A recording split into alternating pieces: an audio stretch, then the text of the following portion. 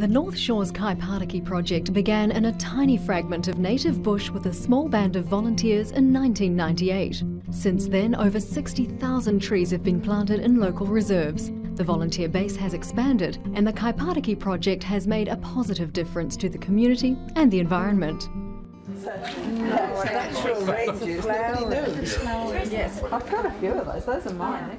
It started off as a sort of one neighbour, Jenny Christensen, who we had a new road put in on Kaipātiki Road, and she wanted it to look better and started planting into it, and then she started collecting seed and growing plants, and she got her neighbours involved, and it actually ended up being a small collective of people who cared, and it was voluntary for a long time, and then over time it's actually ended up with permanent staff. And so it started as an ecological project, but then it's progressed to being a sustainability centre, which is, we do other things such as we teach people about composting and worm farms and bokashi.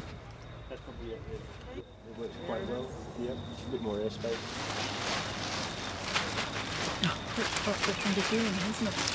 Yeah, Orange and stuff, really. We've got edible gardens, so we've got a number of projects going on. So it's about community pitching in and working together to create the environment around them.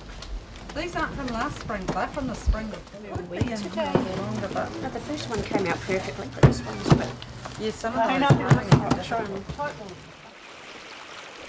Okay, we run a series of tests on the stream, and we do it every 2 weeks in exactly the same spot. So we've got a continuous record of the stream water quality, and by doing it in the same spot over a period of time, we can evaluate that water quality, whether it is improving or whether it's degrading.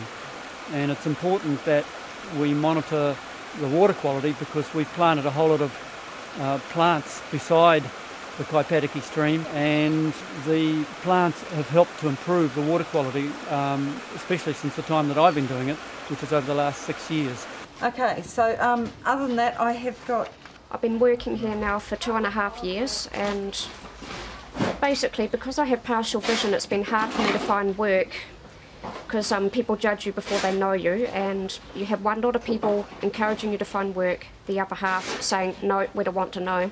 But I came here to the Kaipātiki project and discovered after doing several months of volunteering that I had a heartbeat for trees, and decided to take it further. And I'm now studying nursery production, which is a level 4 for the horticultural certificate, and I hope to aim toward employment in this field, restoring trees. I'm still learning my plant IDs. Well, even though it's only a volunteer position at this stage, I find it very satisfactory, very enjoyable, and I wouldn't work anywhere else because I feel I'm adding something to the environment by restoring the forest that has been lost. So what else have we got here?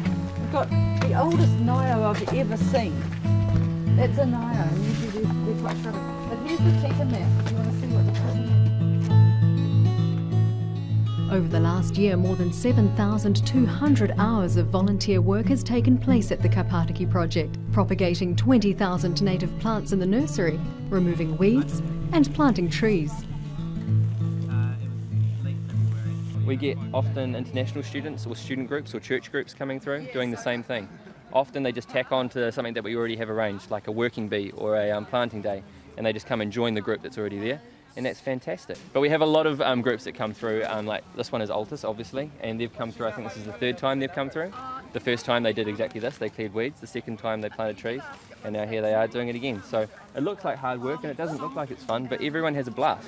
We're an IT consultancy. We deal with a lot of intangible things. Sitting behind desk computers, don't really get out into the wild, and this is really good to do that, to contribute to society in different way, and to have a great time sort of doing physical manual labour. The reason that people come here is because that there are people here that share the same values as them. So I mean, yeah, we're here to do good stuff for the environment, and that's important, but primarily we're here to support the community and have a place for people to come and interact and like meet people who have similar values to them. Does it look bad? Should it be the whole Are you just smile while you're working? Big smile. Most people, if you ask them, hey, why are you here? They'll say, hey, I'm here to save the planet. I'm here to plant trees. I'm here to make the bush look nicer or be a better place for my children and all of that sort of stuff. But really why they're here is to interact with people that they get on with. It's a social sort of mechanism. It's just a reason for everyone to get into the same place at the same time. This award-winning organisation needs to expand.